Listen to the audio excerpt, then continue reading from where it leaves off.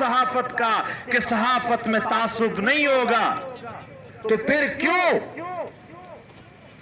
پنجاب اور اسلام آباد میں کرسی کی خاطر ہونے والے احتجاجوں کو اور جلسوں کو کوریج دیتے ہوں، مگر یہاں روزی اور روٹی کے لیے سفید ریش لوگ 40 دنوں سے لاکھوں کی تعداد میں بیٹھے ہیں؟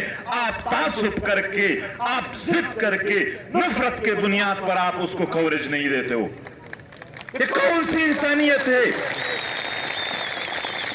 یہ کون سی صحافت ہے جس میں D G I S P R کی طرف سے ایک چھوٹا سا میسج بھی آتا ہے تو آپ اس کو پڑھے بغیر بھی میڈیا پر چلا دیتے ہو، مگر جب مظلوم اور غریب لوگوں کی بات آتی ہو تو 40 دنوں سے لاکھوں کی تعداد میں بیٹھے سفید ریش بوڑھے کو بھی آپ نظر انداز کر دیتے ہو۔ یہ منافقت کی حد ہے جو پاکستانی میڈیا کر رہی ہے۔